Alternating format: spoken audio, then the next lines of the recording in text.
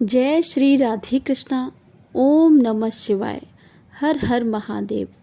आज हरियाली तीज का व्रत है और सुहागनें इस दिन अपने पति की लंबी आयु के लिए यह व्रत रखती हैं। आज आप सभी सुनेंगे हरियाली तीज की पौराणिक व्रत कथा, जो भगवान शिव ने माता पार्वती जी को उनके पूर्व जन्म के बारे में याद दिलाने के लिए सुनाई थी। तो कथा कुछ इस प्रकार है। प्रेम से बोलिए शंकर भगवान की जय, माता पार्वती की जय। शिव जी कहते हैं, हे पार्वती, बहुत समय पहले तुमने हिमालय पर मुझे वर के रूप में पाने के लिए घोर तपस्या की थी। इस दौरान तुमने अन्न जल त्याग कर सूखे पत्ते चबाकर दिन व्यतीत किए थे। किसी भी मौसम की परवाह किए बिना तुमने निरंतर तप किया था। तुम्हारी इस स्थिति को देखकर तुम्हारे पिता बहुत दुखी हुए थे। ऐसी स्थिति में नारद जी तुम्हारे घर पधारे। तुम्हारे पिता ने नारद जी के आगमन का कारण पूछा तो नारद जी बोले, हे गिरिराज, मैं भगवान विष्णु के भेजने पर यहाँ आया हूँ। आपकी कन्या की घोर तपस्या से प्रसन्न होकर वह उसे विवाह करना चाहते हैं। इस बारे में आपकी क्या राय है, यह जानना चाहता हूँ। जी की बात सुनकर पर्वतराज अति प्रसन्नता के साथ बोले, हे नारद जी, यदि स्वयं भगवान विष्णु मेरी कन्या से विवाह करना चाहते हैं तो इससे बड़ी बात मेरे लिए और कौन सी हो सकती है। मैं इस विवाह के लिए तैयार हूँ। फिर शिव जी ने पार्वती जी से कहा कि तुम्हारे पिता की स्वीकृति पाकर नारद जी भगवान विष्णु के पास गए और यह शुभ समाचार सुनाया। लेकिन जब तुम्हें इस बारे में पता चला तो तुम्हें बहुत दुख हुआ। तुम मुझे यानी कैलाशपति शिव को मन में अपना पति मान चुकी थी।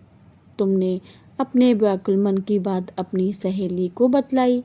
तुम्हारी सहेली ने सुझाव दिया कि वह तुम्हें घनघोर एक वन में ले जाकर छुपा देगी और वहां रहकर तुम शिव जी को प्राप्त करने की साधना करना। इसके बाद तुम्हारे पिता तुम्हें घर में ना पाकर बड़े चिंतित और दुखी हुए। वह सोचने लगे कि यदि विष्णु जी बारात लेकर आ गए और तुम घर पर ना मिली तो क्या होगा। उन्होंने तुम्हारी खोज में धरती पाताल एक करवा दिए, लेकिन तुम नहीं मिली। तुम वन में एक गुफा के भीतर मेरी आराधना में लीन थी। भाद्रपद तृतीया शुक्ल को तुमने रेत से एक शिवलिंग का निर्माण किया, मेरी आराधना की, जिससे प्रसन्न होकर मैंने तुम्हें तुम्हारी मनोकामना पूर्ण करने का वरदान दिया।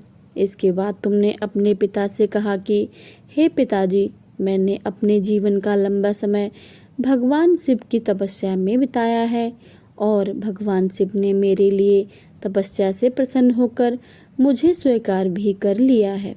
अब मैं आपके साथ एक शर्त पर ही चलूंगी कि आप मेरा विवाह भगवान शंकर के साथ ही करेंगे।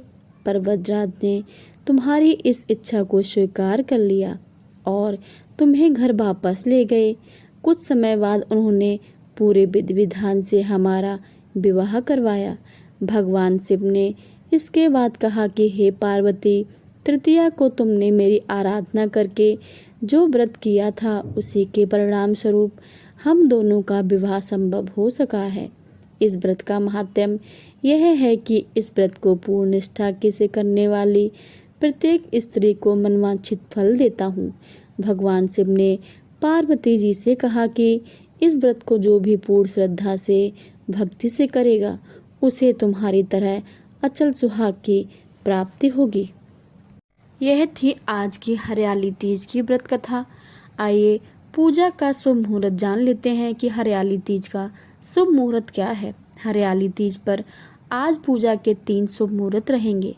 पहला शुभ मुहूर्त सुबह 5:46 से सुबह 9:06 तक रहेगा। पूजा का दूसरा शुभ मुहूर्त 10:46 से दोपहर 12:27 तक रहेगा और तीसरा शुभ मुहूर्त शाम 5:27 से 7:10 तक रहेगा। हरियाली तीज में दिन काले, सफ़ेद या भूरे रंग के वस्त्र धारण न करें। इस दिन घर घर में मांस मछली और तामसिक चीज़ों का सेवन ना करें, केवल सात्विक चीज़ों का सेवन करें। घर में लड़ाई झगड़ा या कलह ना करें।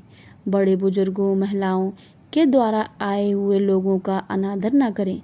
क्रोध या अहंकार करने वालों से भोलेनाथ रुष्ट हो सकते हैं। हरियाली तीज के दिन भगवान भोलेनाथ की और माता पार्वती की विधि विधान से पूजा करनी चाहिए। हरियाली तीज पर सुबह स्नान करके उपवास और पूजा का संकल्प लें। दिन भर अधिक से अधिक शिव जी को माता पार्वती का ध्यान करें। प्रदोष काल में संपूर्ण श्रृंगार करें। शिव जी के मंदिर जाएं। भगवान शिव को पीले वस्त्र और पुष्प अर्पित करें। माता पार्वती को लाल वस्त्र और श्रृंगार की चीज़ें अर्पित करें। इसके बाद शिव जी और माता गौरी के मंत्रों का जाप करें। मंदिर के घर में दीपक जलाएं। श्रृंगार की सामग्री किसी सुहागन स्त्री को दान कर दें।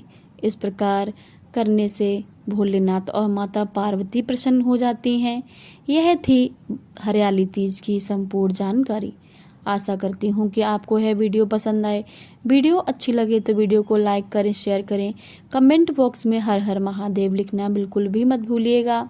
चैनल पर नए आए हैं तो चैनल को सब्सक्राइब करके बेल आइकन को ज़रूर दबा लें, ताकि आने वाली सभी जानकारी सबसे पहले आपके पास पहुँचे। मिलते हैं अगली वीडियो में, तब तक के लिए जय श्री राधे कृष्णा। ओम नमः शिवाय।